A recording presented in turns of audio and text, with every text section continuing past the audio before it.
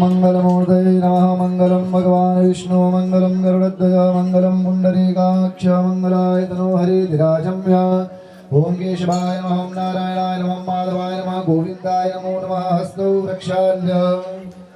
ओम अपवित्रः पवित्रो वा सर्वावस्थांगतो विवाह स्मरेत् पुंडरीकाक्षं सुबाह्याभ्यन्तरः सुजे पुंडरीकाक्ष पुनादु पुंडरीकाक्ष पुनादु पुनादु पुंडरीकाक्षास्ते पुष्पाणि हृत्वा ओम भद्रं कर्णेभिः श्रीरामदेवा भद्रं पश्येमाक्षरविभद्रस्थिरैरङ्गदक्षवाभूषणो विभजे मयि देवैतं जदायुः स्वतमिन्नो शरदो वन्दे देवाजराजराजरसन्दनो रामाभद्रादो रवितरो भवन्ति मानो मर्यादेरिकदारिणन्दो आदित्यौरदितिरन्तरिक्षमदितिर्माता सविता गौतमः विश्वे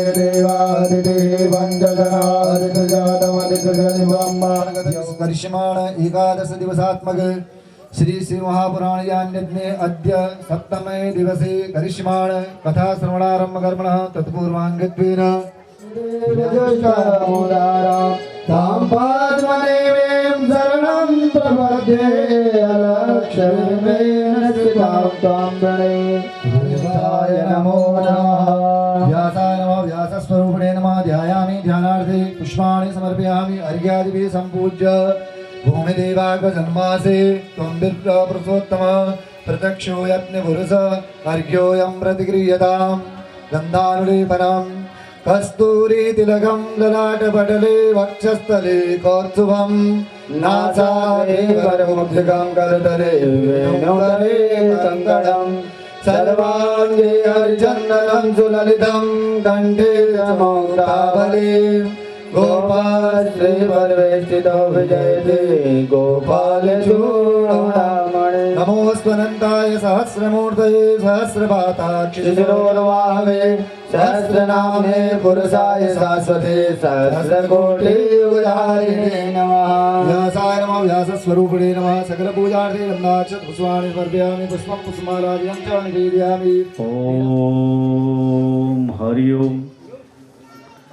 श्री राधे श्री राधे नमामि शमी शान निर्माण रूपम विभुं व्यापकं ब्रह्म वेद स्वरूपम विभुं व्यापकं ब्रह्म वेद स्वरूपम निजं निर्गुणं निर्विकल्पं निरीहं निजं निर्गुणं निर्विकल्पं निरीहं चिदाकाशमाकाशवासं भजेऽहं चिदाकाशमाकाशवासं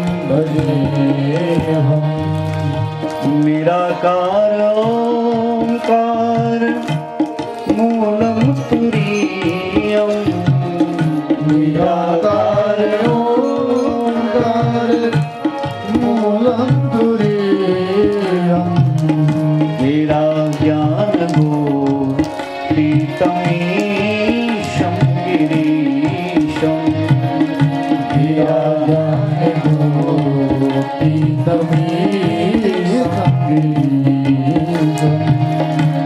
करालं महाकाल कालं कृपालं करालं महाकाल कालं कृपालं गुणागार संसारपारं नतोऽहं गुणागार संसारपारं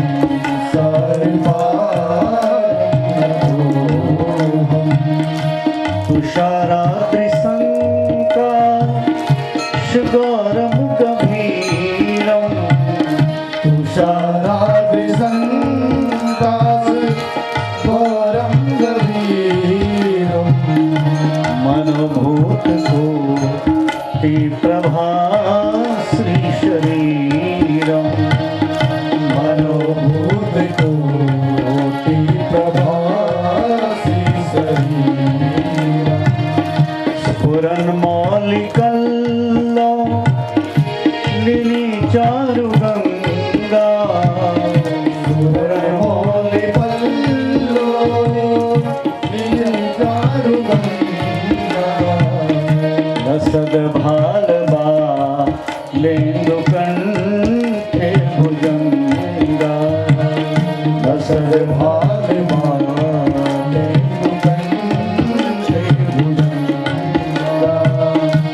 चलत्कुण्डलं भ्रूसुनेत्रं विशालम् चलत्कुण्डलं भ्रूसुनेत्रं विशालम् प्रसन्नाननं नीलकण्ठं दयालुम् प्रसन्नाननं नीलकण्ठं दयालम् मृगाधीशचरमा परममुण्डमालम् मृगाधीशचरमा परममुण्डमालम् प्रियं शङ्करं सर्वनाथं भजामि प्रियं शङ्करं सर्वनाथं भजामि प्रचण्डं प्रकृष्टं प्रगल्भं परेशं प्रचण्डं प्रकृष्टं प्रगल्भं परेशम् अखण्डम् अजं भानुकोटिप्रकाशम् अखण्डम् अजं भानुकोटिप्रकाशम् त्रयः शूलनेरमूलनं शूलपाणि त्रयः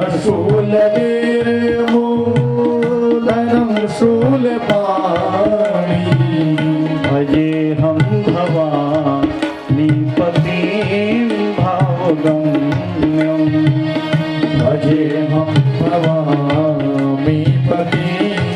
भावगम्यम् कलातीतकल्याण कल्पान्तकारी कलातीत कल्याण कल्पान्तकारी सदा सज्जना नन्ददाता पुरारी सदा सज्जदा नन्ददाता पुरारी चिदानन्द संदोह मोहापहारी चिदानन्द संदोह मोहापहारी प्रसीद प्रसीद प्रभो मन्मथारी प्रसीद प्रसीद प्रभो मन्मथारी नयावदो मानाथ पादारविन्दं नयावत् उमानाथ पादारविन्दम्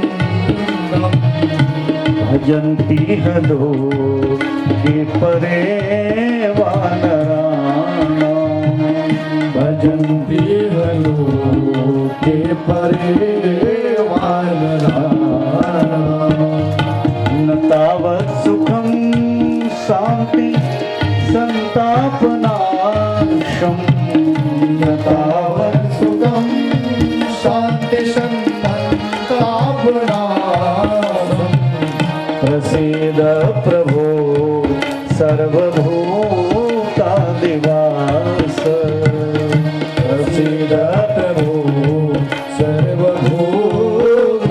सर्वभूतादिवास न जानामि योगं जपं नैव पूजा न जानामि योगं जपं नैव पूजा तव सदा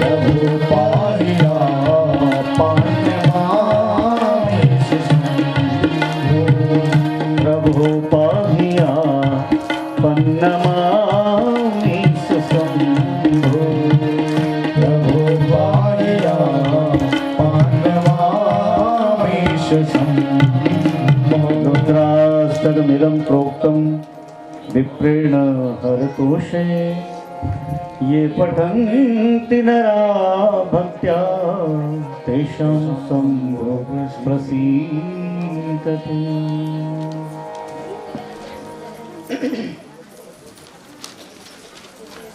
अनंत कोटि ब्रह्मांड नायक भूत भावन भगवान भोले शंकर की वांगमय कृति शिव महापुराण को नमन वंदन करते हुए,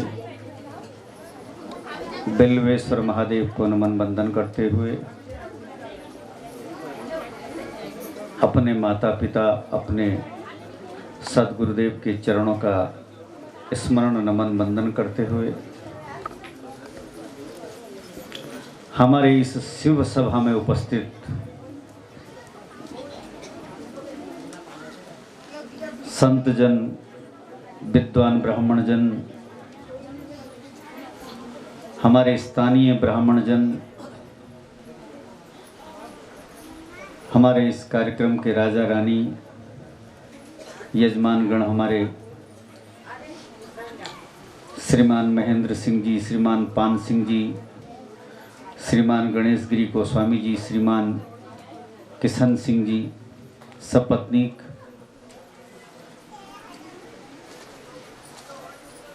हमारे बुजुर्ग, हमारे युवा साथी, हमारी माताएं बहनें, हमारे बच्चे और भगवान की बनाई हुई जो समस्त सृष्टि है, सूर्य, चंद्र, वायु, अग्नि, जल, पृथ्वी, आकाश, पेड़ पौधे, पशु पक्षी, कीट पतंग, सर्वत्र शिव का दर्शन करते हुए, नमन वंदन करते हुए आइए 7वें दिवस की कथा में चलें, कुछ कहने और कुछ सुनने का प्रयास करें। यहाँ की मुख्य विशेषता है, यहाँ जन्म लेने का सबसे बड़ा फायदा ये है कि यहाँ थोड़ी बहुत भक्ति करके भगवान का साक्षात्कार हो जाता है।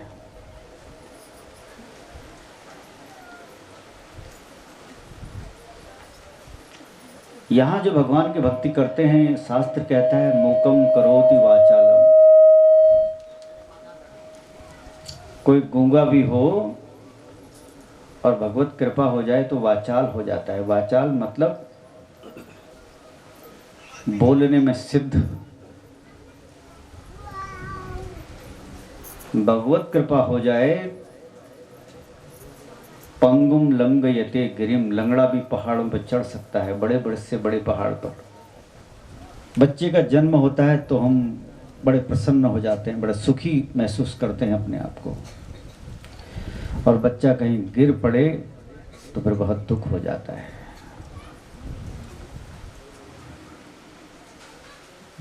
नया वाहन लाए, बड़ा सुख हो गया महाराज, वाहन वाले हो गए, और कहीं पर थोड़ी सी उस वाहन में लग गई तो वही सुख दुख का कारण हो जाता है।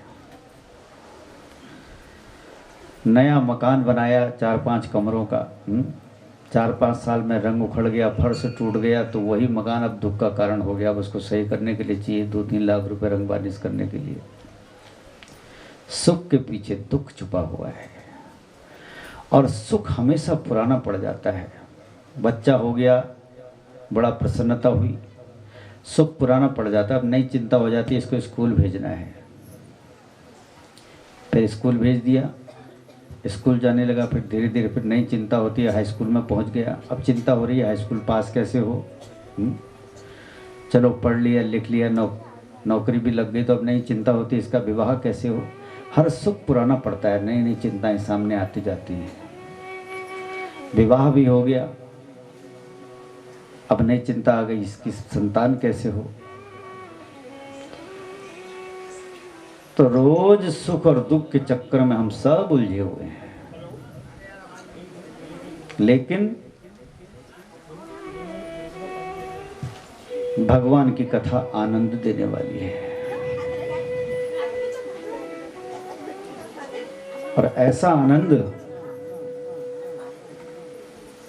जो इस धरती में भी हमारे साथ रहता है, और यहाँ से जाने के बाद भी वो आनंद, वो सत्संग में जितने आप सब लोग यहाँ आए हैं, यह आपका बहुत बड़ा पुण्य है। यही पुण्य और पाप लेकर के मनुष्य इस दुनिया से जाता है, बाकी सारी चीज़ें यही छोड़ जाता है, सुई भी नहीं लेके जाता अपने साथ है?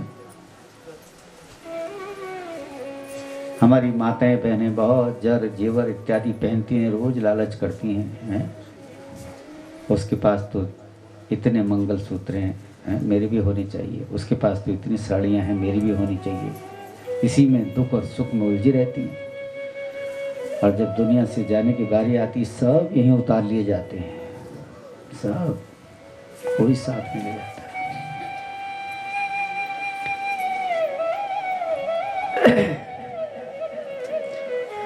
लेकिन ये जो कथा आप श्रवण कर रहे हैं,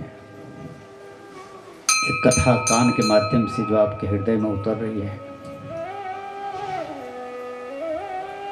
ये ऐसी संपत्ति है जो साथ जाने वाली है।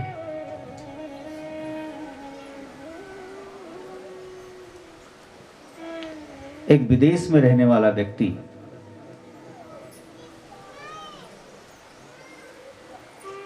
जब इस भारत भूमि में आया,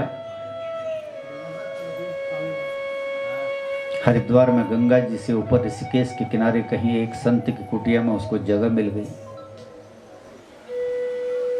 वो अंग्रेज था, हिंदुस्तानी भाषा नहीं जानता था। संत महात्मा रोज इस श्लोक को बोला करते थे, मूकम करोति वाचालम पंगुम लंघयते गिरिम। भगवत कृपा हो जाए तो गूंगा बोल सकता है, लंगड़ा बड़े बड़े पहाड़ों में चढ़ सकता है। उस अंग्रेज को इस भारत भूमि से इतना प्रेम हो गया, उसने अपना विदेश छोड़ करके सदा के लिए ऋषिकेश में अपना स्थान बना लिया। सत्य घटना है। धीरे धीरे हिंदी बोलना सीख गया, धीरे धीरे थोड़ा बहुत संस्कृत सीख गया। उन महात्मा जी से इस श्लोक का अर्थ पूछा, और दुर्भाग्य से एक दिन एक दुर्घटना में उसके दोनों पांव कट गए। और जब पांव कट गए तो उसने महात्मा जी से सुन रखा था, जिसके ऊपर भगवान की कृपा हो तो बड़े से बड़े पहाड़ों को भी चढ़ सकता है। बड़े ऊंचाई में एक 6-7 किलोमीटर की खड़ी चढ़ाई में एक शिवालय था। अनेक भक्त वहां जाया करते थे। इस भक्त ने भी पांव में शक्ति न होते हुए शिव का स्मरण किया और उस दुर्गम चढ़ाई में चढ़ना प्रारंभ किया। अनेक लोगों ने समझाया, देखो बहुत विकट रास्ता है, कहीं गिर पड़ोगे, गिरे तो सीधे खाई में जाओगे, जान का खतरा है, मत जाओ।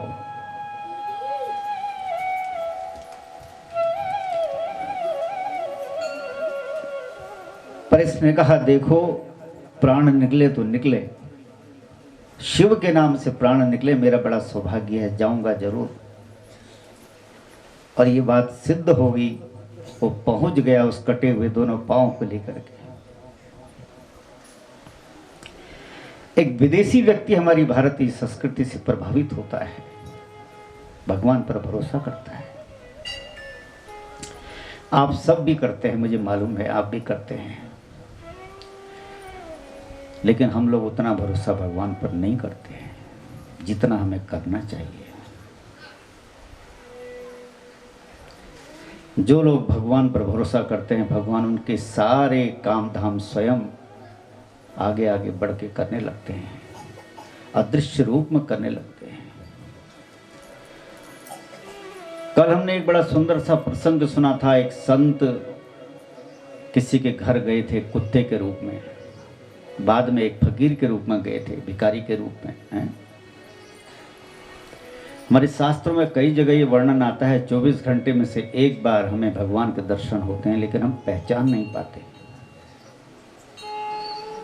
न जाने किस रूप में होते हैं।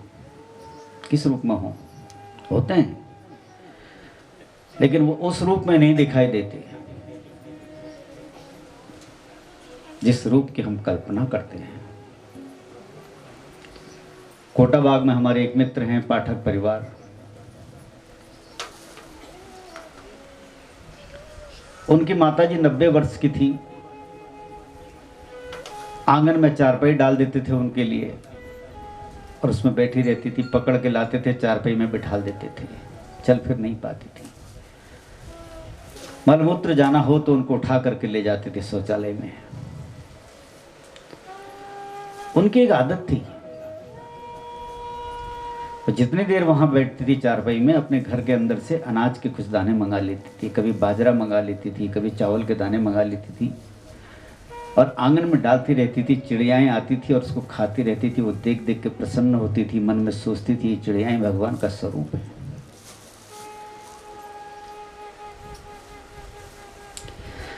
संयोग से एक बार वहां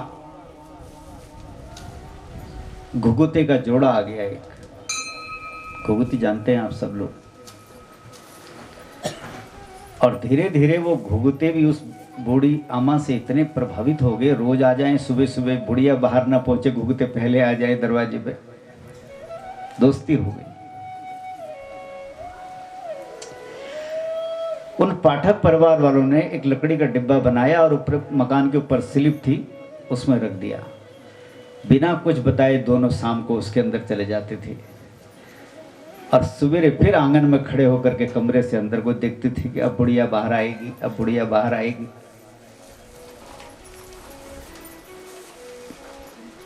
चार महीने तक वो वहां रहे। बाद में एक दिन बुढ़िया का शरीर छूट गया, पिंजड़े से पंछी छूट गया। चल उड़ जा रे पंछी, अब ये देश हुआ बेगाना। इस शरीर रूपी पिंजड़े से पंछी उड़ गया। तो लोग बताते हैं इस बात को। बुढ़िया के शरीर को धरती में रखा गया, डोली तैयार करी गई, पुत्र ले जाने की तैयारी करने लगे। दोनों पक्षियों ने उस बुढ़िया की परिक्रमा कर दी। बहुत अद्भुत संसार है। हम तो बस अपने खाने पीने में मस्त हैं, छोटी छोटी बातों के लिए हमें तो लड़ने से फुर्सत नहीं है। तो हमारा आपका बड़ा सौभाग्य है, इन चर्चाओं के माध्यम से इन चर्चाओं का लाभ लेने का प्रयास करना चाहिए। चिड़ियाओं को दाने देने से अनेक कष्ट मनुष्य के कट जाते हैं। अपने बच्चों के हाथ से अपने छतों में बाजरे के दाने, चावल के दाने डालिए, अपने हाथ से भी डालिए। न जाने किस रूप में भगवान हम पर कृपा कर दें। ये कथा बहुत अद्भुत है, बड़ी दुर्लभ है। आज कितने लोग पहली बार आए हैं, जरा हाथ खड़े करें। बोले शंकर भगवान की। शांति से बैठे 3 घंटे तक धारा प्रवाह कथा का आनंद लें। आज हम लोग शिव विवाह का दर्शन करेंगे, कथा भी श्रवण करेंगे और हमारे ही बच्चे शिव की झांकी लेकर के हमारे बीच में उपस्थित होंगे, उसका भी हम आनंद लेंगे। नैमिषारण्य तीर्थ में ये कथा चल रही है और व्यास जी महाराज के शिष्य सूत जी महाराज इस दिव्य कथा का गुणगान कर रहे हैं। नैमिषारण्य तीर्थ में, हमारे भारत की सबसे पवित्र भूमि नैमिषारण्य, जहां अनेक पुराणों का वाचन सूत जी ने किया और 88,000 सोनकाद ऋषियों ने उस कथा को श्रवण किया।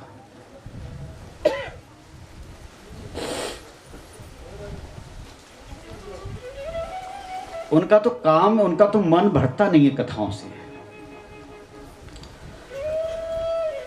कुछ लोग कथाओं में, कथा सुनने की जिनको आदत नहीं है, उनकी समझ में नहीं आती है कथा क्या हो रही है।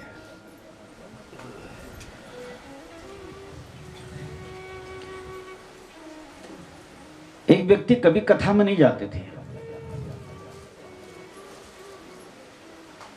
उनके परिवार के सब लोग जाते थे। उन्होंने कहा महाराज तुम कथा में नहीं जाते हो? बोले मैं समझ में नहीं आती क्या जाऊं, कथा में क्या है वहाँ, बस खाली पंडित जी 2-3 घंटे बोल देते हैं, हो गया। लोग बाग उनको, पंडित जी को थोड़ा बहुत पैसे चढ़ा देते हैं, वो तो अपना घर भर लेते हैं। बताओ, लोग आके अपने घरों को आ जाते हैं, वहाँ जजमान लोगों ने प्रसाद की व्यवस्था करी होती है, प्रसाद खाया पिया अपने घर को चल दी, क्या जाए वहाँ कथा सुनने के लिए।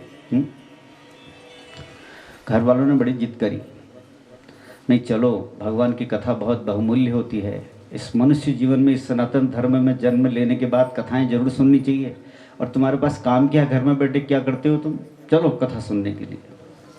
चले गए घर वालों के बहुत जोर देने पर। वहाँ कथावाचक कह रहे थे आइए आइए बैठिए, अपने स्थान पर बैठिए, सब लोग अपना स्थान ग्रहण करिए, शांति बनाइए। उनकी समझ में आइए बैठिए बस 2 ही समझ में शब्द आए, और जैसे ही कथा प्रारंभ हुई एक पेड़ की जड़ में बैठे हुए थे और नींद आ गई। 3 घंटे कथा समाप्त हो गई, उनको 3 घंटे खूब नींद आई, पेड़ की पीठ लगा कर पेड़ में।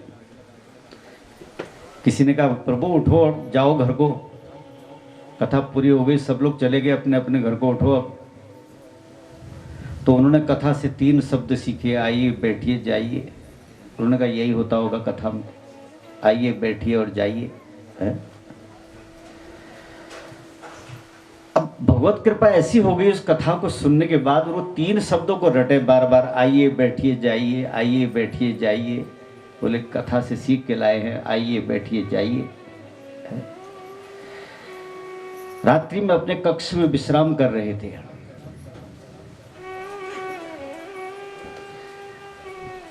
उस दिन नींद नहीं आई भगवत कृपा से उनको, बार बार बोले आइए बैठिए और जाइए, अपने कमरे में अकेले बोले पड़े हैं आइए बैठिए जाइए। और भगवत कृपा से एक चोर आ गया कमरे में, लाइट बंद थी, तो वो बेचारे तो अपने आप ही बोल लेते आइए। चोर ने सुना आइए कह रहे हैं, चोर ने देखा कमरे में तो अंधेरा है। चोर ने कहा कहने दो, चुपचाप कीमती कीमती सामान निकाल लेता हूं। अब चोर सामान निकालने लगा, बोले बैठिए। चोर को थोड़ा डर लगने लगे, कहीं मुझे पहचान तो नहीं लिया इन्होंने, है। और सामान लेकर के जैसे चोर थोड़ा बाहर को निकला तो बोले जाइए जाइए। अब चोर को तो पक्का विश्वास हो गया, ये पहचान तो नहीं गए कहीं अमर सिंह का लड़का है? और तुरंत चोर आया, सारा सामान रख गया। बोलो शंकर भगवान की, बोलो बताना मत किसी को महाराज, अमर सिंह का लड़का हूं। तो टेढ़े भाव से भाव को भाव अनख आलस हूं, नाम जपत मंगल दिसी तस हूं। भगवान कभी कभी टेढ़े मेढ़े लोगों के संग अद्भुत कृपा करते हैं, अद्भुत लीला करते हैं। तो नैमिषारण्य तीर्थ में बड़ी अद्भुत कथा चल रही है,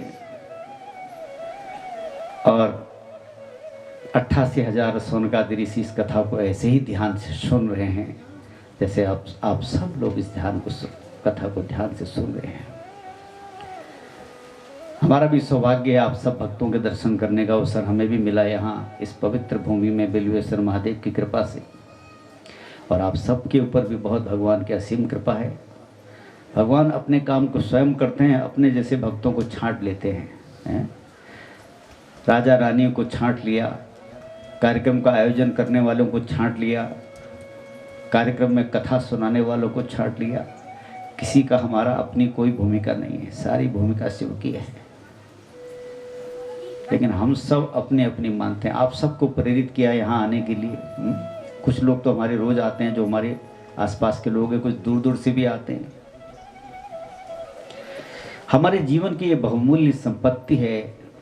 एक श्लोक, आधा श्लोक, आधे से भी आधा श्लोक जो हमारे कान में चला जाता है, हमारी आत्मा पवित्र हो जाती है, और आत्मा में बैठा हुआ शिव जो है आत्मा के रूप में बड़ा प्रसन्न होता है कि चलो इसने मनुष्य जीवन का सदुपयोग किया, कहीं कथा में गया, बड़े भाव से बैठा था वहाँ 3 घंटे हैं। जन्म जन्म के पाप कट जाते हैं। और कभी अगर बुरे कर्मों की बदौलत कहीं नरक में जाना पड़े तो जिसने शिव कथा का एक अंश भी सुना है तो नरक में नहीं जाता महाराज। जहाँ भी जाता है उसकी सदगति होती है। और जाना तो सबको है। ये कथा उन सब लोगों के लिए है जिसने इस दुनिया से कभी न कभी चले जाना है। यहाँ परमानेंट कोई नहीं है। कल हमारे पंडित जी भजन सुना रहे थे, जगत में कोई नहीं परमानेंट है। जिसने आए हैं जाना जरूरी है। छोटा सा समय है। अगर कोई 100 साल भी जिंदा रहता है तो 100 साल भी कोई ज़्यादा नहीं होते, पल में बीत जाते हैं। हम भी सयाने हो गए हैं, हमको भी लगता है अभी हम बच्चे ही हैं, पता नहीं कब इतनी उम्र निकल गई, पता ही नहीं चलता है। जैसे हाथ में रेत रख के फिसल जाती है, ऐसे इस समय बड़ी तेजी से निकल जाता है। तो आइए आज शिव विवाह तक की कथा का हम आनंद लेंगे संक्षेप में। और इस शिव कथा का विस्तार अगर करें तो 11 दिन में शिव की कथा ही पूरी नहीं होगी, शिव के विवाह की कथा पूरी नहीं होगी। लेकिन संक्षेप में हम इसका आनंद लेंगे और शिव विवाह तक आज कथा को पहुंचाने का प्रयास करेंगे शिव की कृपा से। एक भजन हम लोग रोज गाते हैं, इस भजन को आप लोग भी गुनगुनाएं घर में जा कर के। सारे काम करें, भगवान का चिंतन मनन करें, पढ़ाई करें। बच्चे अपने किताब खोलने से पहले अपने माता पिता के चरणों का ध्यान करें, सरस्वती का ध्यान करें, शिव का ध्यान करें, अपने गुरुदेव का ध्यान करें। आप जल्दी बुद्धिमान होंगे, जल्दी विद्या आपकी समझ में आएगी। शाम के समय नहीं पढ़ना चाहिए, शाम के समय सोना नहीं चाहिए, शाम के समय गृहस्थ जीवन को नहीं निभाना चाहिए। जीवन के कुछ नियम हैं। और प्रातः बेला में जल्दी उठना चाहिए। देर में उठने वालों के भाग्य भी देर से जागृत होते हैं। बोलो शंकर भगवान की। जितना जल्दी हो प्रातः काल उठना चाहिए, जितना संभव प्रयास करना चाहिए। आइए एक बार हम गाएं, एक बार आप सब लोग गाएं।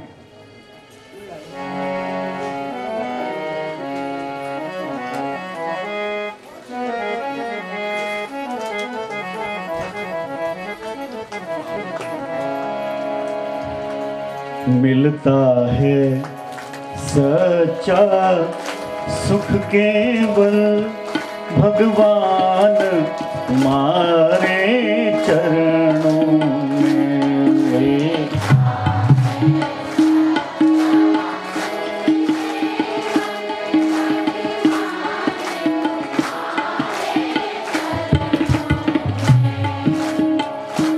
सब लोग गाएं, अपने अपने हिस्से का सब लोग गाएं।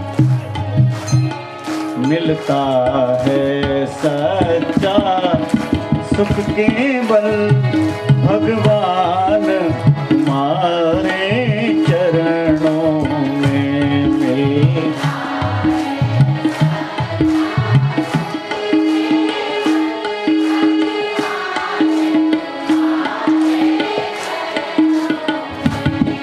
है हार तुम्हारे चरणों में, है हार तुम्हारे चरणों में। ताली की आवाज, तालियों की आवाज बड़े भाव आ रही है कम। है हार तुम्हारे चरणों में, है हार तुम्हारे चरणों में। और जीत तुम्हारे चरणों में, और जीत तुम्हारे चरणों में। मिलता है सच्चा सुख केवल भगवान तुम्हारे चरणों में। मिलता है सच्चा सुख केवल भगवान तुम्हारे चरणों में। चाहे बैरी सब संसार बने, चाहे बैरी सब संसार बने, चाहे बैरी सब संसार बने, चाहे बैरी सब संसार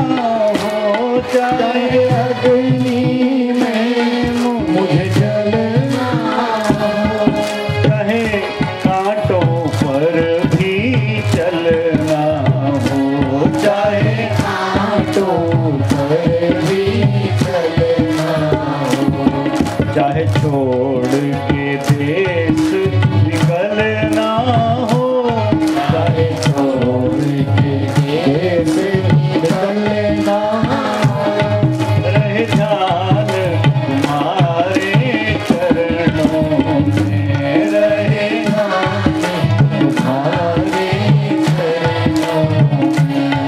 मिलता है सच्चा सुख केवल भगवान तुम्हारे चरणों में। मिलता है सच्चा सुख केवल भगवान तुम्हारे चरणों में।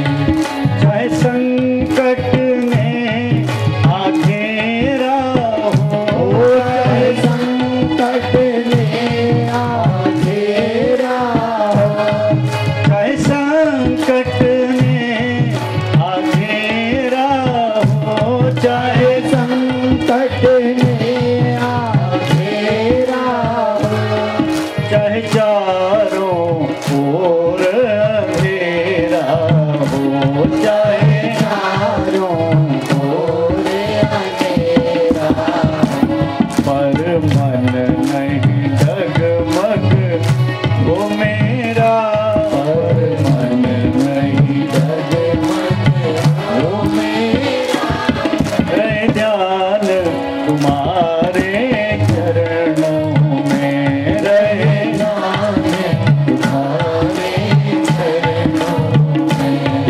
मिलता है सच्चा सुख केवल भगवान तुम्हारे चरणों में। मिलता है सच्चा गाइए। सुख केवल भगवान तुम्हारे चरणों में। मिलता है सच्चा सुख केवल भगवान तुम्हारे चरणों में। मिलता है सच्चा सुख केवल भगवान तुम्हारे चरणों में। दीनानाथ तुम्हारे चरणों में, दीनानाथ तुम्हारे चरणों में। भोलेनाथ तुम्हारे चरणों में, भोलेनाथ तुम्हारे तुम्हारे चरणों में। बोले शंकर भगवान की जय हो,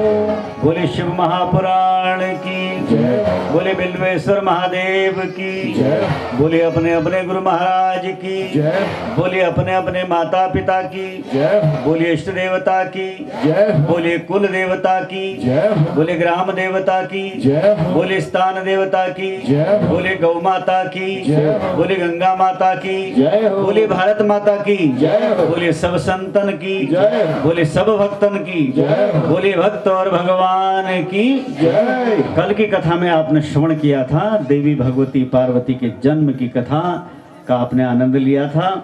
और इस कथा को नैमिषारण्य तीर्थ में सूत जी महाराज 88,000 सोनकादि ऋषियों को सुनाते हैं।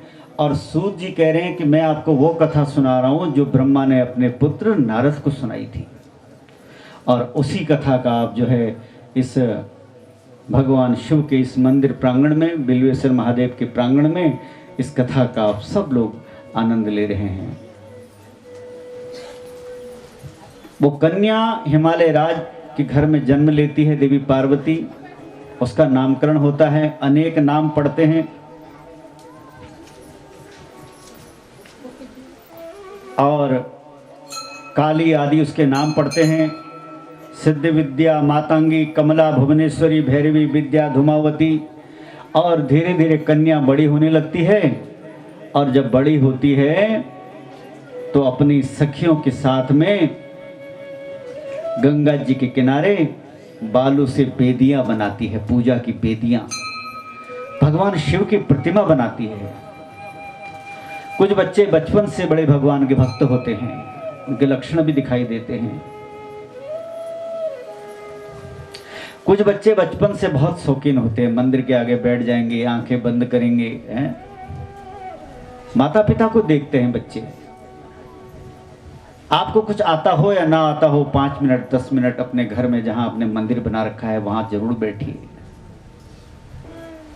आपके छोटे छोटे बच्चे देखेंगे जरूर कि हमारे दादाजी हमारे पिताजी क्या करते हैं, हमारी अम्मा हमारी माताजी क्या करती हैं, यहाँ क्यों बैठती हैं। धीरे धीरे जब वो बड़ा होगा तो उसको पता लगेगा क्यों बैठते हैं। ज़्यादा पूजा ना आती हो, ज़्यादा मंत्र ना आती हो, भगवान के सामने रोज हाथ के अपने पापों के लिए क्षमा मांगनी चाहिए। जाने अनजाने मनुष्य जीवन में बहुत सारे पाप करता है, मनसा वाचा कर्मा, मन से पाप होते हैं बहुत सारे। चलते फिरते अनेक चींटी पशु पक्षी हमारे पांव से दब जाते हैं। जाने अनजाने पुरानी परंपराओं से बधे हुए हम क्या खाते हैं क्या नहीं खाते हैं, हम आपको रोक नहीं रहे। ये कथा बहुत से लोगों के जीवन को बदल देती है, खाना पीना भी सुधार देती है अपने आप। उनको ये बोध होता है कि अगर अंदर ईश्वर है तो अंदर क्या डाला जाए, क्या खाया जाए मुंह से। बहुत से लोग छोड़ देते हैं गलत चीजों को, मांसाहार छोड़ देते हैं। ऐसे ही हम सुमेश्वर के पास एक जगह कथा कर रहे थे, आज से 4 वर्ष पहले, कोरोना से पहले। एक ठाकुर साहब रोज कथा सुनने के लिए आते थे और खूब रोते थे कथा में, कथा सुन सुन करके भावुक हो जाते थे। मुझसे कहने लगे एक दिन, पंडित जी एक बात पूछनी थी। मैंने कहा पूछो। पूछने में डर लग रही है आपसे। मैंने कहा नहीं पूछो, बेसंकोच पूछो। बोले पंडित जी आप कथा के माध्यम से कभी कभी इशारा करते हैं कि मनुष्य को मांस नहीं खाना चाहिए है। तो पंडित जी मैं मांस छोड़ना चाहता हूं, लेकिन मेरा एक प्रश्न है आपसे। मैं क्षत्रिय हूं, ठाकुर हूं। कहने लगे पंडित जी संसार में इतनी बकरियां हैं, इतनी मुर्गियां हैं, इनको नहीं खाएंगे तो फिर इनका क्या होगा। मैंने कहा तुम्हारा प्रश्न बच्चों की तरह है। जिसने मुर्गियों और बकरियों को पैदा किया है उनकी व्यवस्था वो करेगा ना, जिसने उनको पैदा किया है वो करेगा, वो जाने, उसका काम जाने। अगर तुम्हारा मन करता है छोड़ने का तो छोड़ दो। और जब भी वो मुझे मिलते हैं ऐसे मिलते हैं जैसे भगवान और भगत ही मिल गए हों। हृदय बदलते देर नहीं लगती। जिसकी समझ में आ गया तो क्या ब्राह्मण क्या क्षत्रिय सब बदल जाते हैं। पार्वती गंगा के किनारे बालू की प्रतिमा बनाती है, भगवान शिव की प्रतिमा बनाती है, अपने सखियों के साथ खेलती है। नारद जी पूछते हैं फिर क्या हुआ। बड़ी अद्भुत कथा है। ब्रह्मा जी कहते हैं हे नारद, शिव की लीला बड़ी अद्भुत है। हे नारद एक बार तुम नारद जी को ही कथा सुना रहे हैं, क्योंकि उससे पहले कल्प की कथा है। कहते हैं नारद तुम भूल गए, तुम हिमालय के घर गए और उस कन्या के दर्शन करने के लिए भी गए। तुम्हें पता चला कि हिमालय के घर में देवी भगवती ने पार्वती के रूप में जन्म लिया है हे नारद, और तुम हिमालय राज के वहां गए और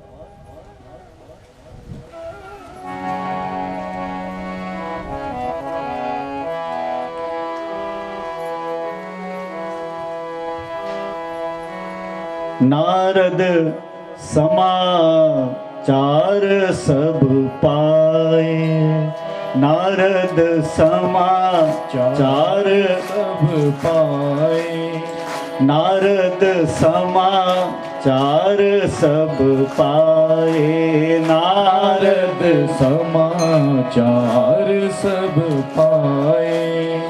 कौतुक ही गिरी गेह सिधाए, कौतुक ही गिरी गेह समाए, कौतुक ही गिरी गेह सिधाए, कौतुक ही गिरी गेह सिधाए। नारद समाचार सब पाए, नारद समाचार सब पाए, नारद समाचार सब पाए। पाए। शैलराज बड़ा आदर कीना, पद पखारे बर आसन दीना। हिमालय ने नारद जी का स्वागत किया, बैठने के लिए आसन दिया। आइए बैठिए। आसन दिया, नारद जी को बैठाला, कहा और कन्या को लाए। उस कन्या को नारद जी के चरणों में प्रणाम करवाया। कन्या ने अपना मस्तक नारद जी के चरणों में रख दिया।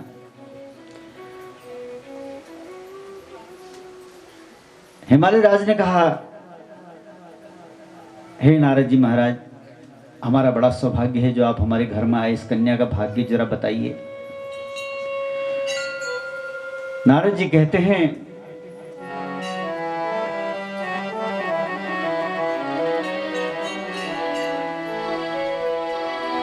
कर रेखा ब्रह्म लिपिर्न मृषा भवति ध्रुवं, तादृशोस्यापति शैल भविष्यति न संशयः। हे हिमालय, मेरी बात को ध्यान से सुनो, मेरी बात कभी झूठी नहीं होती। और ये जो कन्या है ना, इसके बड़े अद्भुत लक्षण हैं। तुम अपनी कन्या को शिव को प्रदान कर दो। इसके हाथ में बड़ी विचित्र रेखाएं हैं। इसका जो पति होगा ना, वो बहुत बड़ा योगी होगा और वस्त्र न पहनने वाला होगा, नग्न होगा, क्योंकि वस्त्र तो माया है। वस्त्र से शरीर को छुपा दिया जाता है, अन्यथा तो प्रकृति से मनुष्य बिना वस्त्र के ही संसार में आता है और बिना वस्त्र के ही संसार से चला जाता है। बड़ा कटु सत्य है। इन वस्त्रों से सच्चाई छुपी हुई है। ये माया का आवरण है।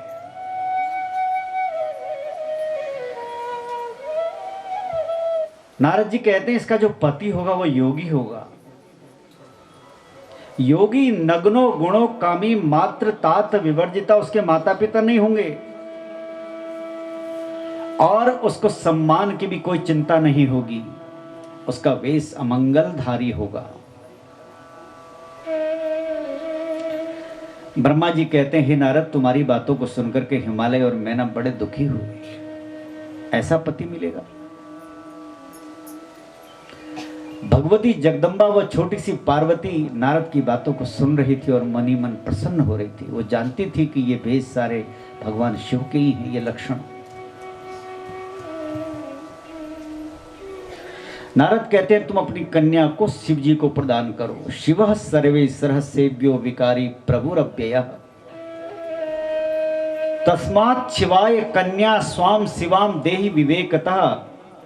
आप जो है अपने विवेक का प्रयोग करते हुए तुम्हारी कन्या के लिए ये जो मैं गुण बता रहा हूं, ऐसे सारे गुण शिव में ही हैं। शिव को अपनी कन्या को दे दो। शिव बड़े आशुतोष हैं। आशुतोष माने जल्दी प्रसन्न हो जाते हैं भगवान शिव। और तुम्हारी कन्या को अवश्य ग्रहण करेंगे, लेकिन ऐसा तब होगा जब तुम्हारी कन्या तपस्या करे। और भगवान शिव तो इतने सरल हैं कि मांगने पर स्वयं को भी दे देते हैं। बोलो शंकर भगवान की। एक बार भगवान शिव का परम भक्त रावण कैलाश पर्वत में आया और उसी समय कुबेर, देवताओं के खजांची, देवताओं के धनपति कैलाश पर्वत में आए और भगवान शिव और पार्वती को रहने के लिए सोने का महल दे गए।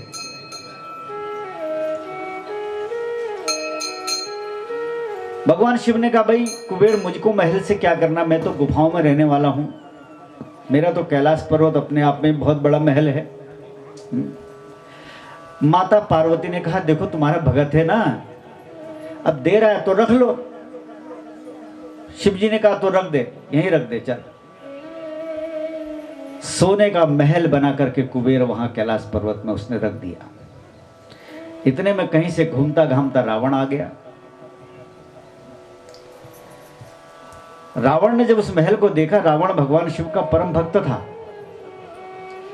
रावण ने जब महल को देखा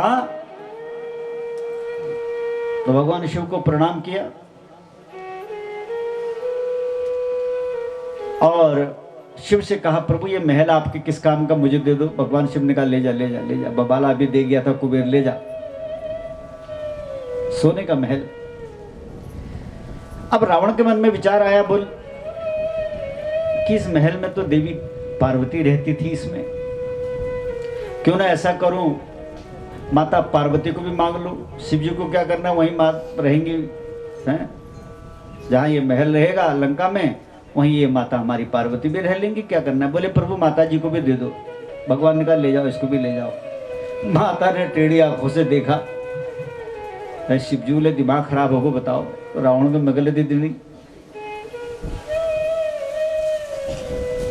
अब क्या करते, शिव की आज्ञा थी, माता पार्वती उस महल में बैठ गई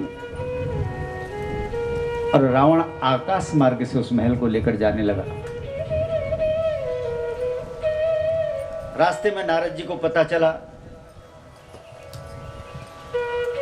नारद जी ने कहा, कहो रावण क्या हालचाल है। बोले बस देख ही रहे हो, कैलाश पर्वत से आ रहा हूं। अच्छा। नारद जी ने एक योजना बनाई। नारद ने कहा, रावण ये महल कहां से लेके जा रहा है, इतना बदबू वाला महल। रावण ने कहा, बदबू? कहां की बदबू? और अंदर माता पार्वती नारद जी की बातों को सुन रही थी। बोलो शंकर भगवान की। रावण ने कहा, मैं तो सोने का महल है, अंदर माता पार्वती बैठी हुई है। अरे बोले तू शिव जी को नहीं जानता, तुझे नकली पार्वती दे रखी होगी। असली पार्वती होंगी तो खुशबू आती होगी, नकली होंगी तो बदबू आती होगी। माता पार्वती सुन रही थी। माता पार्वती ने कहा, नारद जी सही टाइम पर आ गए। और माता पार्वती ने अपनी माया से उस महल के अंदर बदबू उत्पन्न कर दी। रावण ने भी जब थोड़ा जानने का प्रयास किया तो वाकई में महल के अंदर से बदबू आ रही थी। अरे बोले शिव जी भी बड़े चालाक हैं, अपनी हैं, मैं तो माता पार्वती को ही चाहता था, नकली पार्वती मुझको दे दी। और वो जो नकली पार्वती, रावण ने समझा, उन्होंने कहा, भैया तुम यहीं उतरो बस, और उनको रास्ते में उतार दिया। नारद जी फिर पहुंचा के आए कैलाश पर्वत में। बोलो शंकर भगवान की। तो यही नारद जी यहाँ हिमालय पर्वत को समझा रहे हैं कि भगवान शिव इतने भोले कि अपने आप को भी दे देते हैं। तुम्हारी कन्या अगर तपस्या करेगी तो निश्चित रूप से भगवान शिव रुद्र की पत्नी होगी। पुनः सैव समुपन्ना तव गेहे अंबिका शिवा पार्वती हरि हर पत्नी भविष्यति न संशय। आपकी कन्या शिव की पत्नी होगी, इसमें कोई संशय नहीं है। और नारद ने कहा, आपकी कन्या तो इस सिंहासन में क्या, कैलाश पर्वत में भगवान के बाम अंग में बैठेगी। वहां हर किसी का पहुंचना असंभव है। और ऐसा कह करके नारद हिमालय से चले गए। इति वचनम उदार नारद तुम गिरीशम त्रिदिवमगम उक्त्वा तत्क्षणादेव प्रीत्या। नारद स्वर्ग को चले गए और गिरिराज भी अपने महल के अंदर चले गए। नारद अपने पिता से कहते हैं, ब्रह्मा से, प्रभु बड़ी अद्भुत कथा आपने सुनाई।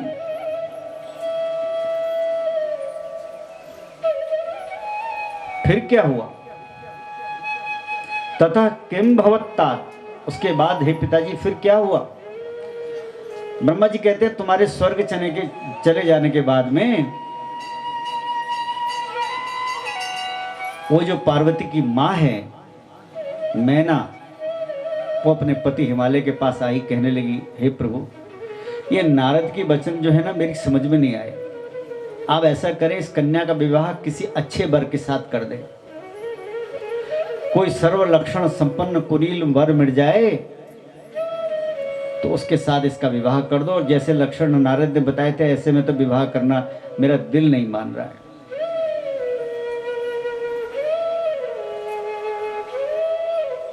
माता पिता का किया हुआ विवाह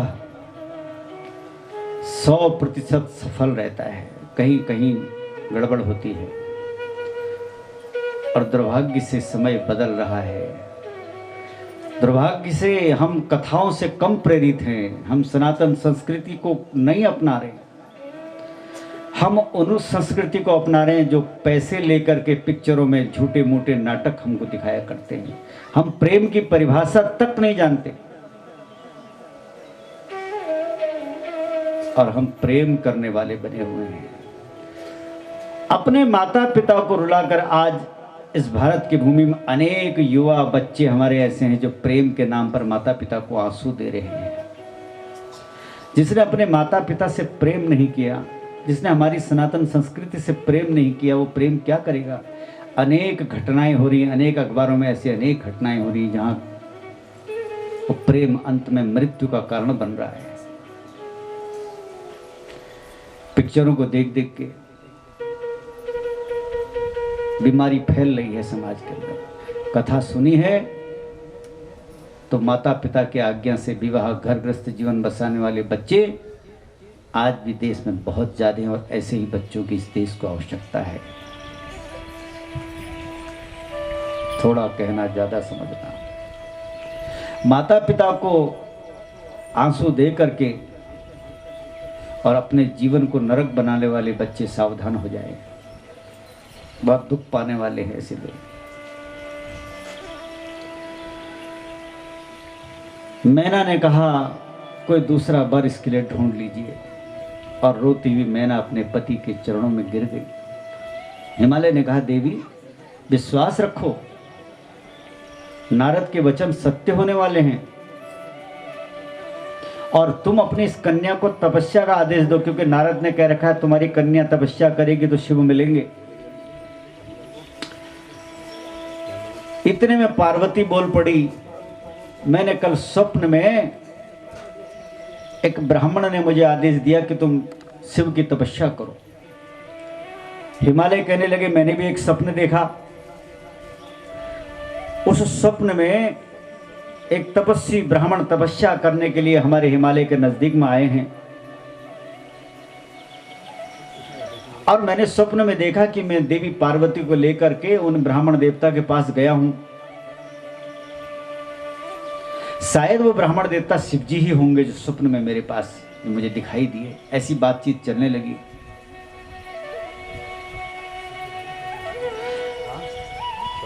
ब्रह्मा जी कहते हैं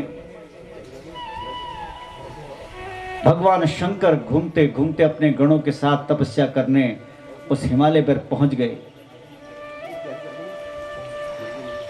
और पार्वती भी अपने सखियों के साथ वहां सेवा करने के लिए पहुंच गई। बाद में कामदेव भी वहां पहुंच गया भगवान शिव को मोहित करने के लिए, ताकि उनका विवाह पार्वती से हो जाए।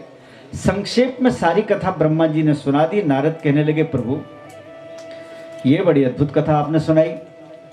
भगवान शिव कैसे जो है तपस्या करने के लिए गंगोत्री के किनारे आए, और कैसे कामदेव भस्म हुआ। वर्णन आता है कि जब भगवान शिव तपस्या कर रहे थे तो भगवान शिव के माथे से पसीने की एक बूंद गिरी तपस्या से, और उससे भौम उत्पन्न हो गया। भौम यानी मंगल। ब्रह्मा मुरारी त्रिपुरांतकारी भानु शशि भूमि सुतो बुदश्य। भूमि सुत माने मंगल। नवग्रह हैं। हमारे जीवन में ग्रहों का बड़ा प्रभाव है। जब हम अपने हाथ से या अपने किसी बच्चे के हाथ से आंगन में या छत में चिड़ियों को दाना दे देते हैं, अपनी बनी हुई रोटी में से पहली रोटी गाय को दे देते हैं, अंतिम रोटी कुत्ते को देते हैं,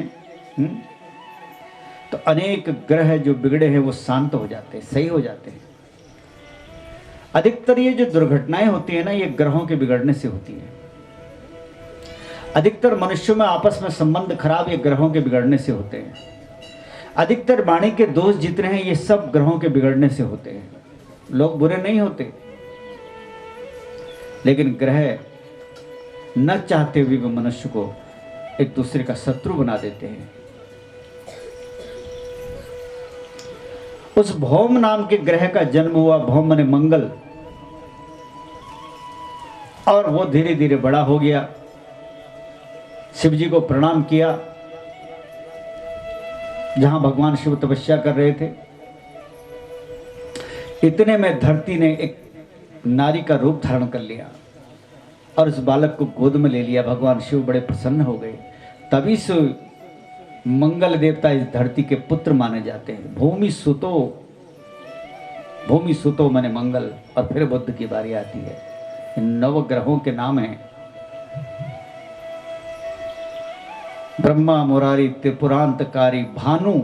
सबसे पहले सोमवार का नाम आता है।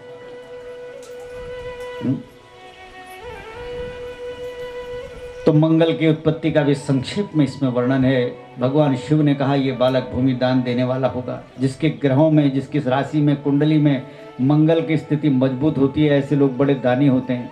ऐसे लोग भूमि दान करने की कल्पना करते हैं। किसी विद्वान को मैं भूमि दान कर दूंगा। भूमि दान करना इस धरती का बहुत बड़ा दान है। किसी योग्य विद्वान को भूमि दान करना। तो ये बालक भूमि दान करने वाला हुआ और सबको सुख प्रदान करेगा। और सारे संसार में भौम के नाम से ये विख्यात हो गया और काशी नगरी में जाकर के भोलेनाथ की सेवा करने लगा। वहां भगवान शिव जो है गंगोत्री के किनारे तपस्या करने के लिए आ गए। हिमालय राज को पता चला, अपनी बेटी को लेकर के वहां पहुंच गए। बोले प्रभु आपकी आज्ञा हो तो मैं रोज यहां सेवा करने के लिए आ जाऊं। और वहां गंगोत्री से कल कल छल छल करती हुई गंगा नदी निकलती है। गंगा नदी की उत्पत्ति की बड़ी अद्भुत कथा है, आप लोगों ने सुनी होगी।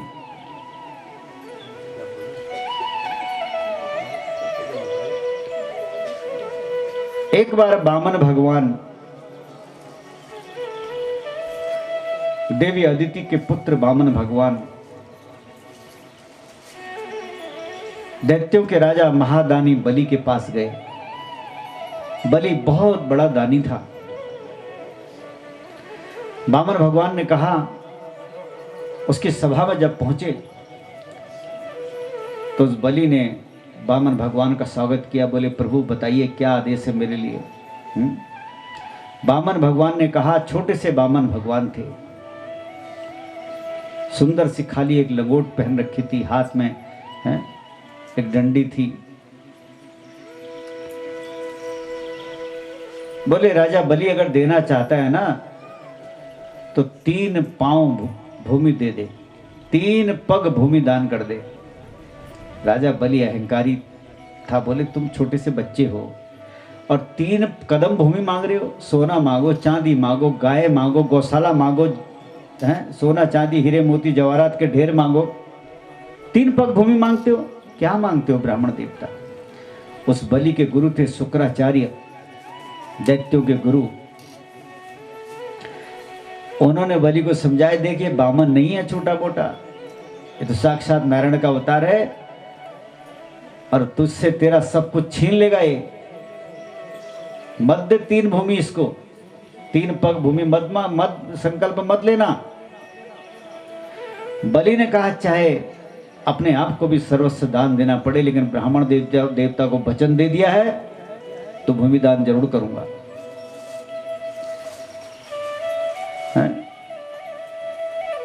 नापो प्रभु। भगवान ने कहा नापना नहीं, पहले संकल्प ले, हाथ में जल ले, संकल्प ले कि मैं वचन देता हूं हे ब्राह्मण देवता, छोटे से ब्राह्मण देवता, तुमको 3 पग भूमि दे दूंगा, जाओ। ये संकल्प हम लोग पूजा में जो करते हैं ये साधारण संकल्प नहीं है। जल हाथ में है, जल साक्षी है, भगवान का स्वरूप होता है जल। जल लेकर के ब्राह्मण देवता के आगे जब हम संकल्प लेते हैं, बहुत बड़ी प्रक्रिया है। राजा बलि ने कहा मैं संकल्प लेता हूं। फिर भी गुरु को चैन नहीं आया शुक्राचार्य को, और संकल्प लेने के लिए जैसे ही गड़वे की धार से हाथ में जल डालने लगे तो शुक्राचार्य छोटे से प्राणी बनकर के गड़वे की धार के अंदर जहां से पानी गिरता है वहां चले गए, ताकि पानी ही ना गिरे, और न पानी गिरेगा ना मेरा जजमान संकल्प लेगा, और न मेरा जजमान को ये बर्बाद कर देगा। छोटा सा पंडित है, भगवान वामन रूप में समझ गए कि नली के अंदर शुक्राचार्य घुस गया है। शुक्राचार्य दैत्यों का गुरु है तो बुद्धि भी थोड़ी बहुत दैत्य जैसी है? गुरु बृहस्पति देवताओं के गुरु हैं। भगवान ने कुछ उठाया कुछ, और उस नली के अंदर डाल दिया। जैसे ही नली के अंदर डाला, शुक्राचार्य की एक आंख फूट गई। वो संकेत था शुक्राचार्य के लिए कि शुक्राचार्य विद्वान होकर के भी भेदभाव की बुद्धि रखते हो, समान दृष्टि रखो, इसलिए तुम्हारी भेदभाव वाली एक आंख का फूट जाना चाहिए। उस दिन से शुक्राचार्य की एक आंख बंद हो गई, जल प्रवाहित होने लगा। राजा बलि ने संकल्प लिया कि हे ब्राह्मण देवता, आपको 3 पग भूमि दान देने का संकल्प लेता हूं, आप नाप लो। और जैसे ही संकल्प लिया, वो ब्राह्मण देवता इतने ऊंचे हो गया आकाश के बराबर, 1 पग से सारी धरती नाप ली।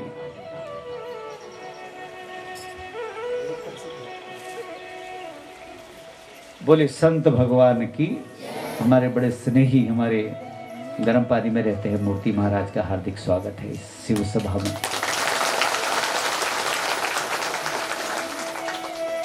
एक पग में सारी धरती नाप दी,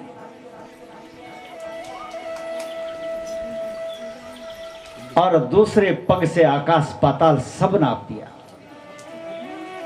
इतने बड़े हो गए भगवान, विशाल। और जब वो दूसरा पांव ब्रह्मा के ब्रह्मलोक में गया ना, तो वहां ब्रह्मा ने उस भगवान के पांव को धोया, और धो करके उस जल को कमंडलू में रख लिया। बाद में भगीरथ मुनि ने बहुत घनघोर तपस्या करी, भगवान शिव प्रसन्न हुए।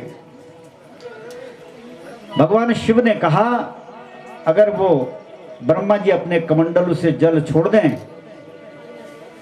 तो मैं उस गंगा जी को अपने मस्तक में धारण करने के लिए तैयार हूं।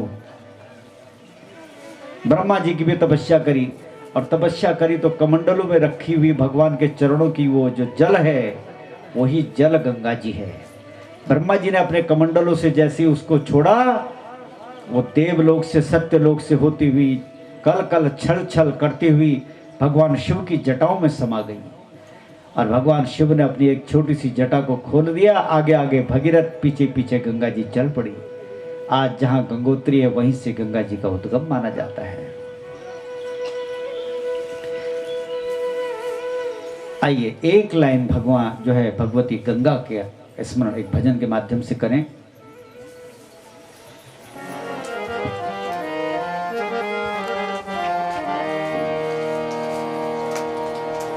नमो गंगे तरंगे पापहारी, नमो गंगे तरंगे पापहारी, नमो गंगे तरंगे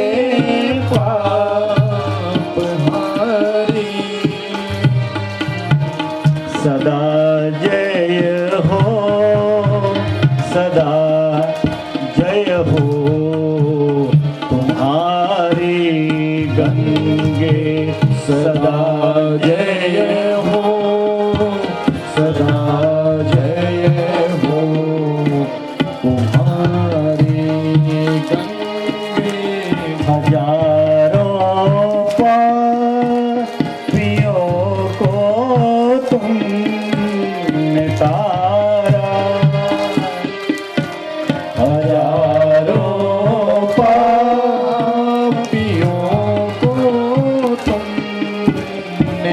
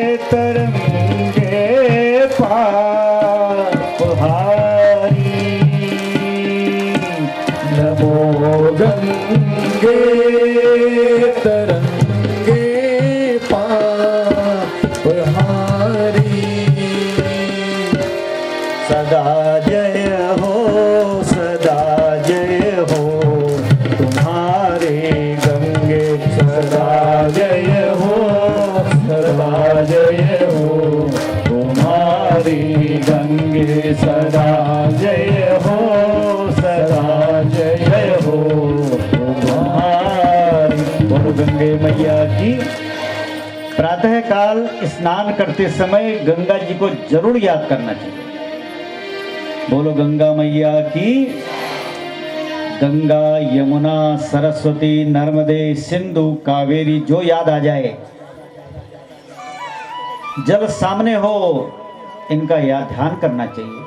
पवित्र समय मेरे स्नान करते समय ऐसी कल्पना तो करनी चाहिए, मंत्र न भी याद आए तो हाथ जोड़ते हुए पानी की बाल्टी में पानी भरी और हाथ जोड़ करके कह दिया। नहाने का भी नियम होता है हमारे यहाँ। बोली शंकर भगवान की। पहले दाहिने पांव में जल डाला जाता है, फिर बाएं पांव में जल डाला जाता है, फिर दाएं हाथ में जल डाला जाता है, फिर बाएं हाथ में जल डाला जाता है, फिर दाएं कंधे में जल डाला जाता है, फिर बाएं कंधे में जल डाला जाता है और फिर सिर में जल डाला जाता है। हम क्या करते हैं, हम पहले खोरा में थोड़ा दोनों पानी दें, मलबटी सिद्ध पानी उठाया और खित खता करना है, बवाल काट। नहाने की सनातनी परंपरा है और इसका वैज्ञानिक असर भी है। सीधे सिर में पानी डालना खतरे से खाली नहीं है। पहले पाँव को भिगाओ, फिर हाथों को भिगाओ, फिर कंधे में पानी डालोगे तो शरीर भीगेगा, हैं, थोड़ा थोड़ा करके, फिर जाके सिर में डालोगे लास्ट में। और इतना पानी डालते समय गंगे यमुने हे गंगे हर गंगे नमो गंगे हर गंगे।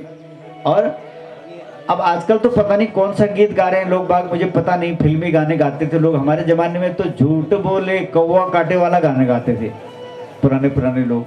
बाथरूम में खूब आवाज आती थी, झूठ बोले कौवा काटे, और पानी सिर में डालते जा रहे हैं। तो स्नान के समय गंगा यमुना आदि नदियों का स्मरण करना चाहिए। भगवान शंकर उसी गंगोत्री के पास तपस्या करने के लिए चले गए और हिमालय राज को पता चला। हिमालय राज अपनी कन्या को लेकर के वहां पहुंच गए। कहा प्रभु, मैं और मेरी बेटी आपकी सेवा में रोज आया करेंगे। भगवान ने कहा भाई देखो, ऐसा है तुम तो आ भी सकते हो, और दूसरा ऐसा है तुम यहाँ के राजा हो, यहाँ किसी को आने मत देना, मैं यहाँ अकेले में तपस्या करने के लिए आया हूं। भगवान शिव ने कहा, बोले संत भगवान की। हमारे पूज्य पंकज गिरी जी महाराज पुनः दर्शन देने के लिए हमारे बीच में आज आए हैं। आप सबका भक्तों की ओर से उनका हार्दिक स्वागत है। हिमालय ने कहा, भगवान तनया में त्वाम सेवितुम चंद्रशेखरम। हे शिव, मेरी कन्या आपकी सेवा करना चाहती है। भगवान शिव ने कहा, देखो मैं तपस्या करने वाला व्यक्ति हूं, और तपस्या करते समय कोई कन्या यहाँ पर हो अच्छी बात नहीं है। देवी भगवती को बुरा लगा, क्योंकि वो जानती थी मैं शिव के ही शरीर में रहती हूँ हमेशा, और मेरे लिए ऐसी बात कह रहे हैं। भगवती ने कहा, आप कैसी बात करते हो, मेरे पिता से ऐसी बात करते हो, और ज्ञानियों में विशारद होते हुए ऐसी बात करते हो। आपकी जो तपस्या रूपी मुख्य शक्ति है वो प्रकृति ही है। बोली भक्त और भगवान की। ध्यान दीजिएगा कथा में। और संसार के सारे कर्मों में रहने वाली वही शक्ति है, वही प्रकृति है। उसी प्रकृति को भगवती का स्वरूप माना गया है। हे भोलेनाथ, आपको तपस्या करवाने वाली भी प्रकृति है, इसका आपने विचार करना चाहिए। और प्रकृति के बिना ये जो लिंग आपके संसार में पूजा होती है, ये प्रकृति के बिना ये शिव भी कैसे रह सकते हैं। आपने शिवलिंग देखा होगा, शिवलिंग में जो ऊपर का भाग होता है वो शिव है, और जहां पर शिवलिंग रखा रहता है इसी को प्रकृति कहा जाता है। शिव और प्रकृति एक साथ रहते हैं, शिव और शिवा एक साथ रहते हैं हमेशा। असल में भगवान शिव तो माया में बातें कर रहे थे, उस देवी भगवती की परीक्षा कर रहे थे, और देवी भगवती बोलने लगी। अनेक प्रकार का ज्ञान देवी भगवती ने दे दिया। देवी भगवती ने कहा, यह तो मेरा अनुग्रह है कि सगुण भी जो है रूपवान कहे जाते हैं। और मेरे बगैर तो हे शिव आप भी जो हैं असमर्थ हैं कुछ तपस्या करने में भी। आप जितेंद्रिय हो, लेकिन मैं प्रकृति आपसे अनेक कर्म करवाती हूं, मैं प्रकृति से परे हूं। इसको कहते हैं सांख्य शास्त्र का ज्ञान। बहुत गहरा विषय है, जाने ज्यादा इसमें हम ज्यादा चर्चा नहीं करना चाहते। शिव और पार्वती की अनेक बातें हुई। अंत में भगवान शिव ने कहा, देवी पार्वती तुम्हारी बातों से मैं बड़ा प्रसन्न हुआ, और उनको आदेश दिया कि आप अपनी इस बिटिया को यहां लेकर के आ सकते हो, ये मेरी सेवा करती रहेगी। भगवान शिव ने मन में विचार किया कि इसके थोड़ा सा इसको अपने ज्ञान का गर्व हो गया है, जब इसका गर्व नष्ट हो जाएगा तपस्या के माध्यम से, तब मैं इसको ग्रहण करूंगा। मन ही मन सोचा।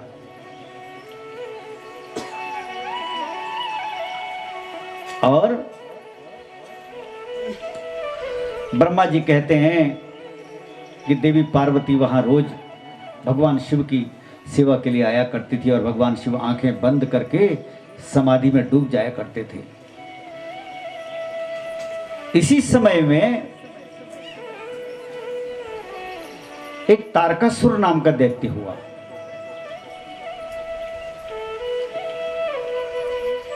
जिन लोगों ने पहले से कथा सुनी है उन्होंने सुना था कि ब्रह्मा जी महाराज के पुत्र दक्ष हुए। दक्ष की 60 कन्याएं हुई। 60 कन्याओं में से 27 कन्या चंद्रमा को दी गई, 13 कन्या कश्यप ऋषि को दी गई, 13 कन्याएं धर्म को दी गई। कश्यप ऋषि की सबसे बड़ी पत्नी का नाम था अदिति, और दूसरी पत्नी का नाम था दिति, जिससे दैत्यों का जन्म हुआ।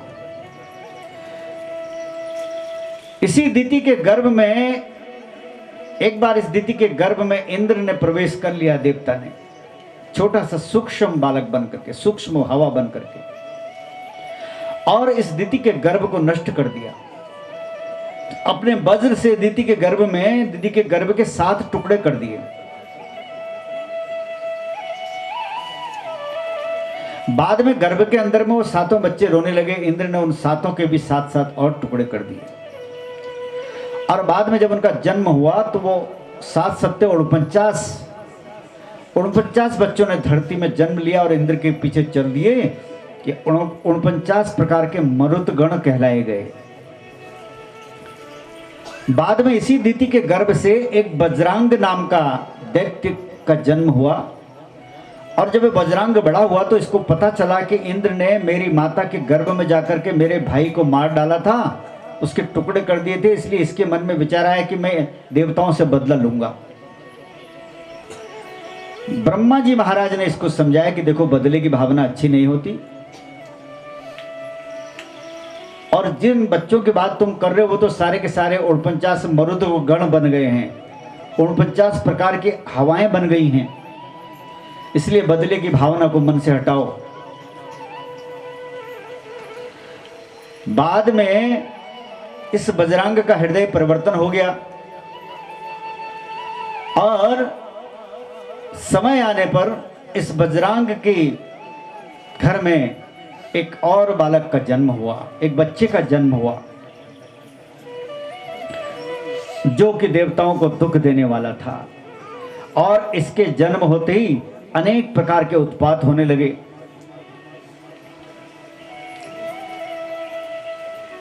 सोलकाश्चासनयः पेतुर्महाशब्दा भयंकरा उदयं चक्ररुत्कृष्टा केतवो दुःखदायका।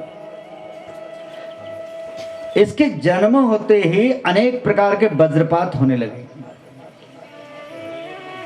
पृथ्वी हिलने लगी, सारी दिशाएं जलने लगी, समुद्र हिलोरे मारने लगे, और हवा ऐसे चलने लगी जैसे सांप फुफकारता है, धूल उड़ाती, वृक्षों को उड़ाती, आंधी से आंधी चलने लगी। सूर्य और चंद्रमा में ग्रहण लग गया, अनर्थ के लक्षण प्रकट होने लगे।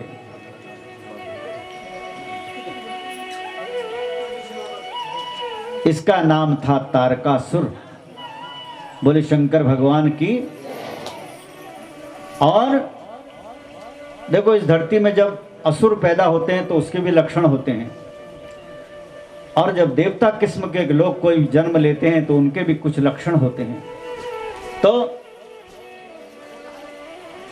सियार बोलने लगे, उल्लू बोलने लगे, और कुत्ते आसमान की ओर मुंह करके रोने लगे। आज भी जब ये भूकंप इत्यादि आता है तो जानवरों को पहले पता चल जाता है। गोठ में गायें भैंस हिलने लगते हैं, कुत्ते बाहर आकर के आसमान की ओर को भौंकने लगते हैं।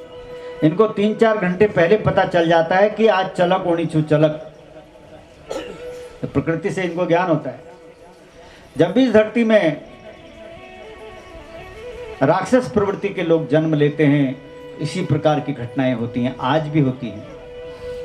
और जब कोई देवता किस्म के लोग इस धरती में आते हैं तो वर्षा होती है, सुंदर हवाएं चलती हैं, सबके चेहरों में अलग आनंद होता है। वातावरण में देवताओं के आगमन का सूचक है ये।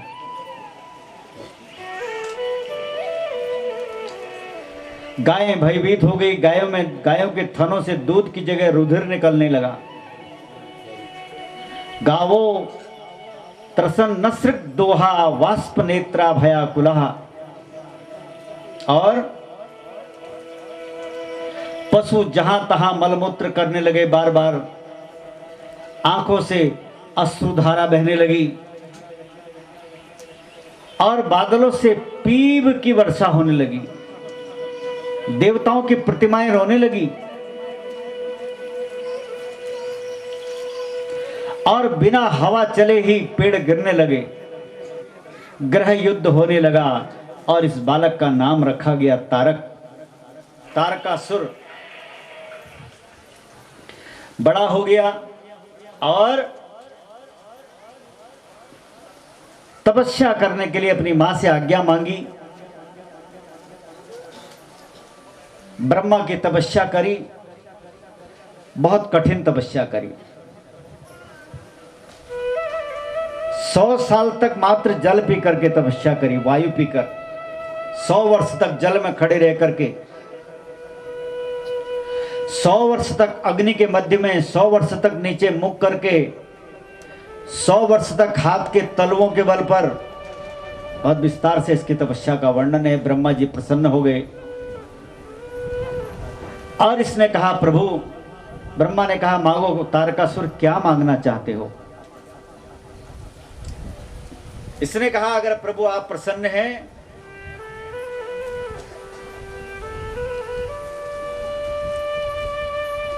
तो जो मैं मांगता हूं वो दीजिए। पहला वरदान तो ये दीजिए कि संसार में मेरे बराबर बलवान कोई ना हो, और दूसरा वरदान ये दीजिए कि मेरी कभी मृत्यु ना हो। ब्रह्मा जी ने कहा, देखो, जो आए हैं उसने जाना जरूर है, इसलिए मृत्यु तो तुम्हारी होगी, मृत्यु कोई और वरदान मांग लो। अब ये दैत्य था, दैत्य बुद्धि भी बड़ी अद्भुत होती है। इसको मालूम था कि भगवान शिव की पत्नी सती ने अपने शरीर को अग्नि में भस्म कर दिया है, और वो तो बैरागी बने पड़े हैं, दिगंबर होकर के सारे संसार में इधर उधर घूमते रहते हैं। शादी वो कभी करने वाले नहीं हैं, न उनकी शादी होगी न उनका बच्चा होगा। तो इसने वरदान मांगा कि मैं मरूं तो भगवान शिव के पुत्र से मरूं। बोलो शंकर भगवान की। क्योंकि इसको मालूम था शिव जो है सती के मोह में हिमालय के गंगोत्री वाले स्थान में तपस्या कर रहे हैं, और विवाह वो करेंगे नहीं, न उनकी संतान होगी, न मैं मरूंगा। तो इसने दूसरा वरदान मांगा कि मैं शिव के पुत्र से मरूं। ब्रह्मा जी ने कहा, तथास्तु, तेरी मृत्यु जब भी होगी शिव के हाथ से होगी। ब्रह्मा जी कहते हैं, हे नारद, उसको वरदान देने के बाद मैं अपने स्थान में चला गया, और वह भी जो दैत्य था अपने स्थान को चला गया, और धीरे धीरे उसने स्वर्ग में कब्जा कर लिया। इंद्र को हटा दिया, सारे देवताओं को हटा दिया, सारे देवता लोग भाग जंगलों में गुफाओं में रहने लगे, भयभीत हो गए। इंद्र ने डर के मारे अपना ऐरावत हाथी उसको दे दिया, कुबेर ने 9 निधियां दे दी, वरुण ने अपना घोड़ा दे दिया है, ऋषियों ने कामधेनु दे दी, सूर्य ने अपना उच्चश्रवा घोड़ा उस तारकासुर को दे दिया। इसका पूरे देवलोक में कब्जा हो गया। जितने धरती में हवन यज्ञ होते थे भगवान की उपासना के, सब बंद करवा दिए। सारे देवता रोते बिलखते भगवान फिर से ब्रह्मा के पास गए, बोले प्रभु तुमने कैसा वरदान दे दिया। ब्रह्मा ने कहा चिंता ना करो, समय आने पर ये मारा जाएगा। सारे देवता जाओ, भगवान शिव को मनाओ और उनसे कहो कि तुम देवी भगवती पार्वती का जन्म हुआ है हिमालय के यहाँ, उनसे विवाह करो। और जब शिव विवाह करेंगे तो शिव की जो संतान होगी उसी से ये तारकासुर मारा जाएगा।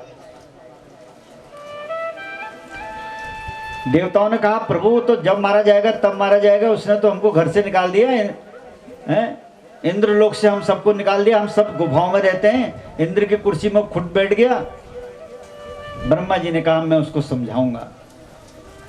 ब्रह्मा जी ने कहा तुम लोग जाओ। ब्रह्मा जी कहते हैं नारद फिर मैं जो है इंद्रलोक में गया, उस तारकासुर को मैंने समझाया। ब्रह्मा जी कहते हैं मैंने उससे कहा तेजः सारमिदं स्वर्गम राज्यम त्वं परिपासिना यदर्थम सुदपास तप्तम मांचसी त्वं ततोधिकम। हे तारकासुर तुझे मैंने इतना वरदान नहीं दिया था कि तू यहां स्वर्ग में आकर के बैठ जाए, तुझे तो वरदान इस बात का दिया था कि तू महाबलवान हो जाए और तेरी मृत्यु भगवान शिव के पुत्र से हो, ये तूने वरदान मिला था तेरे को, और तूने अपने बल से यहां स्वर्गलोक में कब्जा कर लिया। तो फिर से अपनी जो है अलकापुरी में चला जा, पाताल नगरी में, इसी में तेरा कल्याण है। ब्रह्मा की बातों को सुनकर के ये थोड़ा डर गया और इसने उस इंद्र और देवताओं की उस नगरी को छोड़ दिया। इंद्र फिर से राजा बन गए, सारे देवताओं को फिर से अपना अपना स्थान मिल गया और ये जो है शोणितपुर को चला गया। और इधर नारद कहते हैं प्रभु बड़ी अद्भुत कथा सुनाई आपने। आप कह रहे थे कि भगवान शिव ने कामदेव को भस्म कर दिया, वो कथा भी जरा सुनाइए। आपके मुंह से जितनी कथाएं निकलती हैं हमारा जो है नारद कहते हैं हमारा मन भरता नहीं है। इसी बात को 88,000 सोनकादि ऋषि नैमिषारण्य तीर्थ में सूत जी से कहते हैं। और इसी दिव्य कथा को आप यहाँ पर भगवान शिव के चरणों में, बेलेश्वर महादेव के चरणों में बैठ करके इस बालक के मुंह से सुन रहे हैं।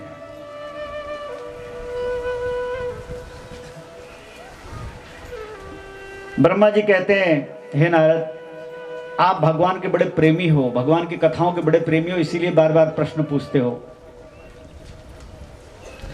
जब देवी पार्वती अपने सखियों के साथ में शिव की सेवा करने के लिए गई हुई थी तो इंद्र ने कामदेव को याद किया और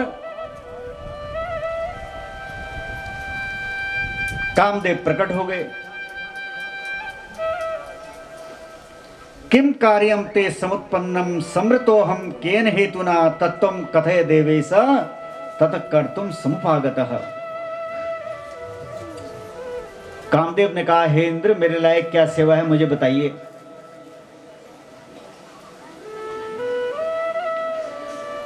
इंद्र ने कहा मुझ पर बड़ी विपत्ति आ पड़ी है, इसके अलावा उसका कोई निवारण नहीं कर सकता। हम देवताओं के ऊपर बड़ी विपत्ति आई है।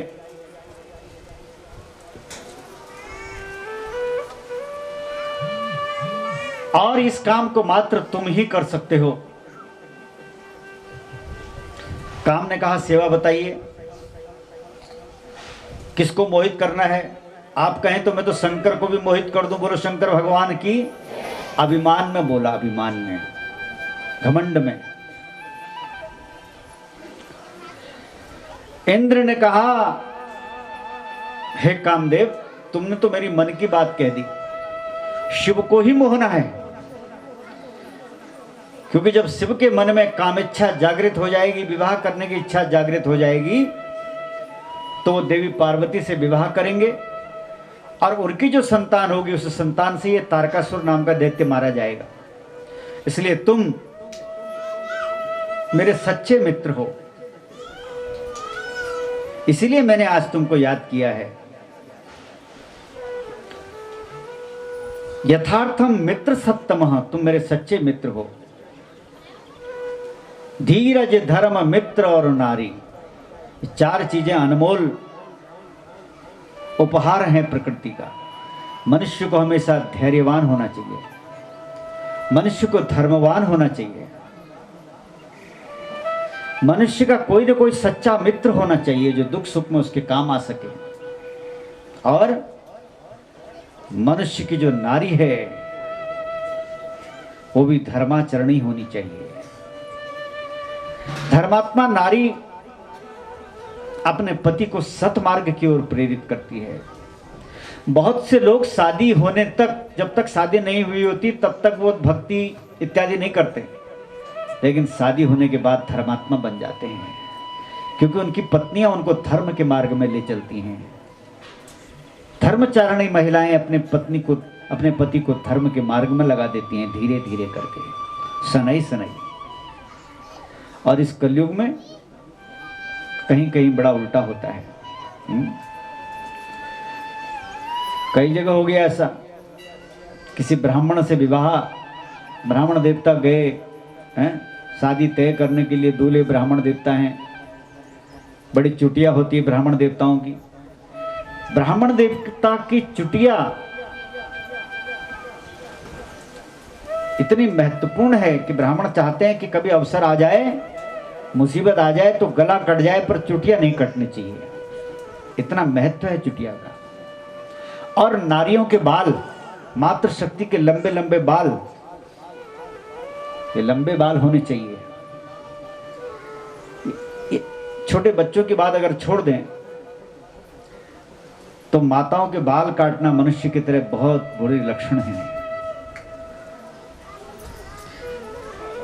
ब्राह्मणों के विवाह में शादी हो गई गलती से तो दुल्हन कहती चुटिया काटो, नहीं तो तुम्हारे संग कभी घूमने नहीं जाऊंगी बाजार में।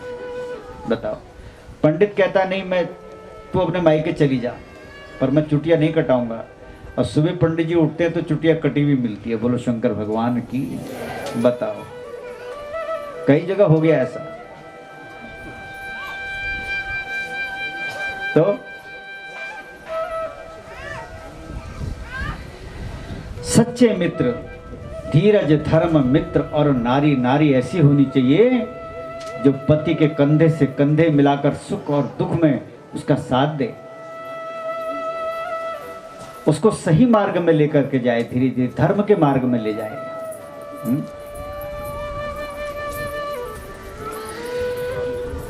तो कामदेव इंद्र का आदेश मान करके चला गया और वहां चला गया जहां भगवान शंकर तपस्या कर रहे थे। ब्रह्मा जी ने कहा, ब्रह्मा जी कहते हैं कि इंद्र को आश्वासन दे करके कि हे इंद्रदेव, आप संदेह मत करें, मैं आपका कार्य अवश्य करूंगा। और वहां पहुंच गया जहां भगवान शिव तपस्या कर रहे थे। और वहां जाकर के उसके पास अनेक बाण हैं। कामदेव के बाण जब हृदय में लगते हैं तो मनुष्य का विवाह करने का मन होता है, गृहस्थ करने का मन होता है।